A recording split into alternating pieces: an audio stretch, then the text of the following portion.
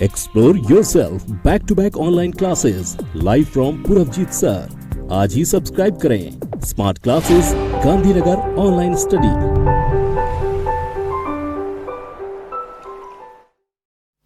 ચાલો હવે આપણે આગળ વાત કરીશું કે રાસાયણિક સમીકરણને સંતુલિત કેવી રીતે કરાય। તો સૌપ્રથમ જોઈએ રાસાયણિક સમીકરણની લાક્ષણિકતાઓ। નંબર 1, રાસાયણિક પ્રક્રિયામાં ભાગ લેતા પદાર્થોને પ્રક્રિયકો કહે છે અને રાસાયણિક પ્રક્રિયાથી ઉત્પન્ન થતા પદાર્થોને નિપજો કહે છે। ઉદાહરણ તરીકે કોલસાને હવામાં સળગાવતા કાર્બન અને ઓક્સિજન વચ્ચે રાસાયણિક પ્રક્રિયા થવાથી કાર્બન ડાયોક્સાઇડ બને છે।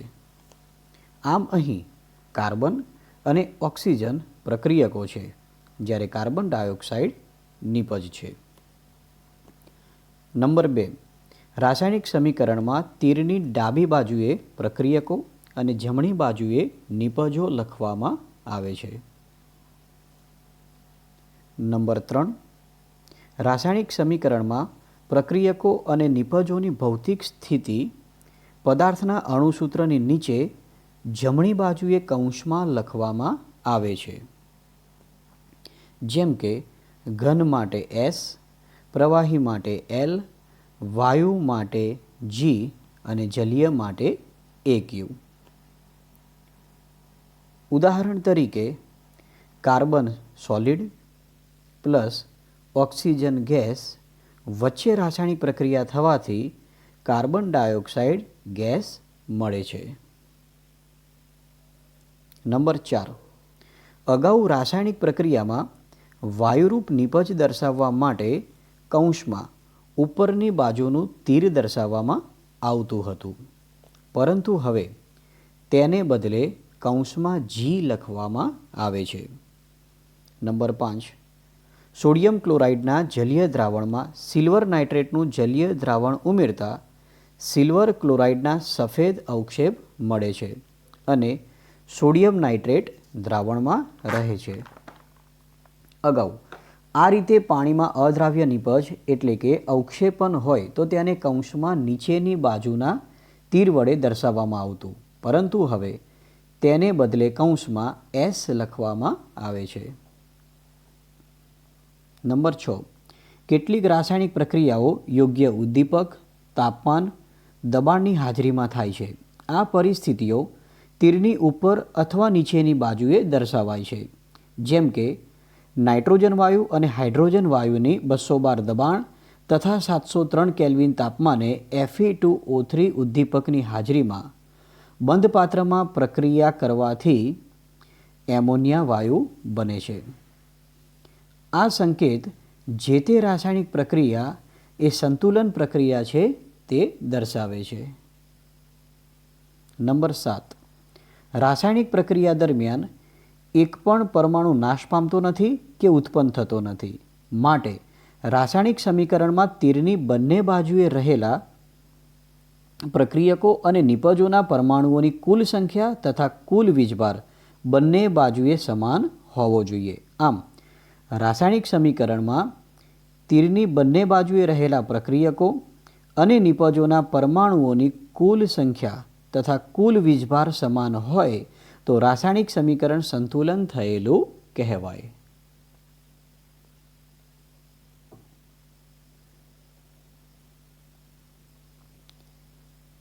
દ્રવ્ય સંરક્ષણના નિયમ મુજબ કોઈપણ રાસાયણિક પ્રક્રિયામાં દળ એટલે કે દ્રવ્યનું સર્જન થતું નથી કે તેનો વિનાશ થતો નથી, એટલે કે કોઈપણ રાસાયણિક પ્રક્રિયાની નિપજોમાં હાજર રહેલા તત્વોનું કુલ દળ એ પ્રક્રિયકોમાં હાજર રહેલા તત્વોના દળ જેટલું જ હોય છે। બીજી રીતે કહીએ તો કોઈપણ રાસાયણિક પ્રક્રિયા શરૂ થયા પહેલાં અને પૂર્ણ થયા બાદ તેમાં રહેલા દરેક તત્વોના પરમાણુઓની સંખ્યા સમાન રહે છે। તેથી કંકાલ રાસાયણિક સમીકરણને સંતુલિત કરવું ખૂબ જ જરૂરી છે। ચાલો હવે ઉદાહરણ દ્વારા રાસાયણિક સંતુલન સ્પષ્ટ રીતે સમજીએ। પ્રવૃત્તિ 1.3 માં આપણે જોયું કે ઝીંક અને સલ્ફ્યુરિક એસિડ વચ્ચે રાસાયણિક પ્રક્રિયા થવાથી હાઇડ્રોજન વાયુ ઉત્પન્ન થાય છે તથા ઝીંક સલ્ફેટ બને છે. આ રાસાયણિક પ્રક્રિયાનું શાબ્દિક સમીકરણ આ મુજબ થશે: zinc plus sulphuric acid gives to zinc sulphate plus hydrogen. જે તે પદાર્થના સૂત્રો લખવાથી આ શાબ્દિક સમીકરણનું રાસાયણિક સમીકરણમાં રૂપાંતર આ મુજબ થશે: Zn plus H2SO4 gives to ZnSO4 plus H2. આ સમીકરણમાં રહેલા તત્વો અને તીરની બંને તરફ રહેલા જુદા જુદા તત્વોની સંખ્યાનું કોષ્ટક બનાવીશું.